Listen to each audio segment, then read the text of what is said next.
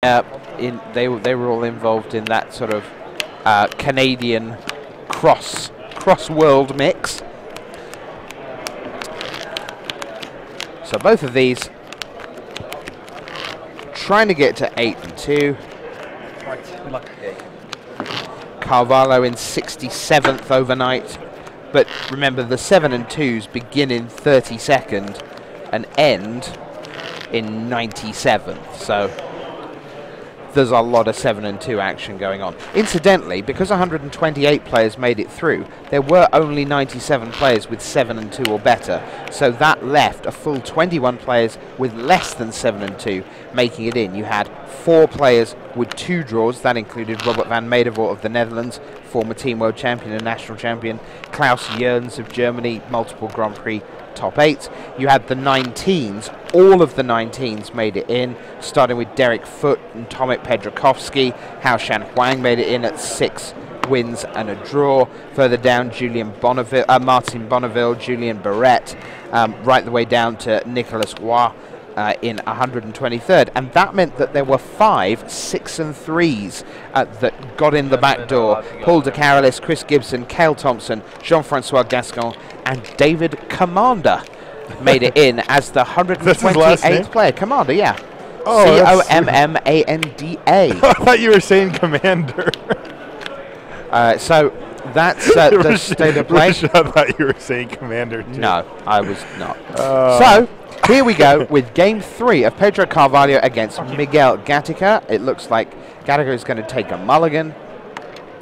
So a little pause, but don't worry, there's plenty of time left in the round, because we saw 2 blistering games. We sure did.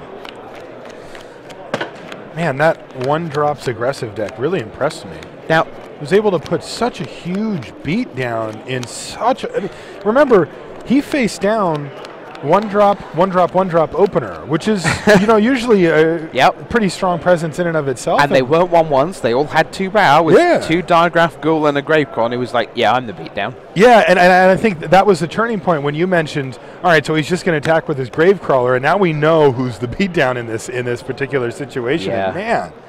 Oh, I'm glad I've got these Diagraph Ghouls back on D. Well, and normally when you leave them back, yeah, they're going to block. To trade, and he just had to take all of it. It's just insane. Now, my question is, against that, does Esper Control have any game at all? Or would that have been a complete steamrollering?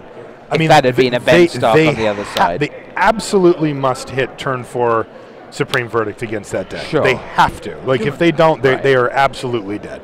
All right, looks like play's underway.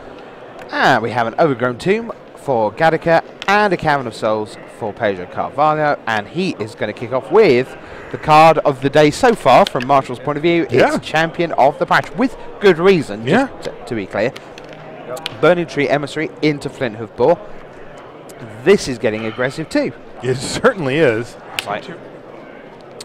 Second land, and that leads to Cartel Aristocrat. Yeah. Go. Now he does not attack. So Gatica has to decide how he wants to proceed here. He looks like he has fairly clear attacks. Remember, that Flinthoof Boar is not a 3/3 right now. That's right, because he doesn't have the right lands available to him. Correct. Experiment 1 adds to the team. And now his Skursdag High Priest puts a counter on Champion of the Parish.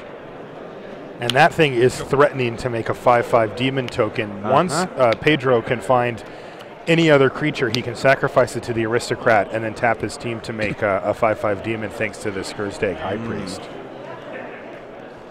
Right now, it looks like Pedro says, you know, if this game goes a little longer, I'm fine with that. Yeah.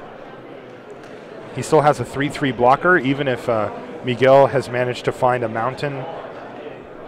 He can just take the damage from that, and he can throw a block in front of either a Burning Tree Emissary or the Experiment 1. So Pedro's in a fairly comfortable situation. He just needs to find another creature to start making demons, and you know, something like Lingering Souls here can be absolutely devastating. First mental question of the day for you. Okay. I know you play a lot online. I do. And you play more online than in real life, but Correct. it kind of applies online as well. If you're on Gatica's side of the board, let's say you drew a red source, a mountain there.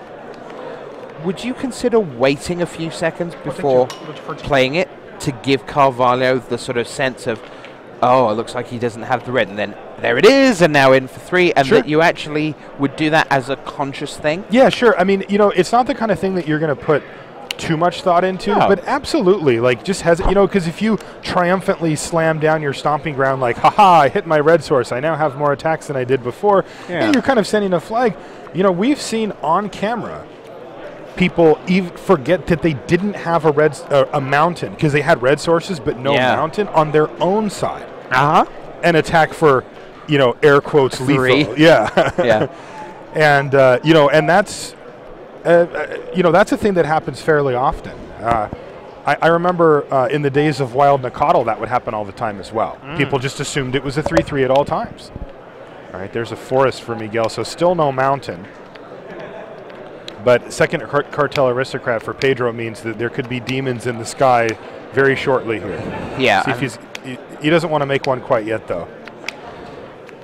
I guess he's got a different plan of just letting this game go longer and longer. He would have to sacrifice Cartel Aristocrat to make that happen. 2-2, right?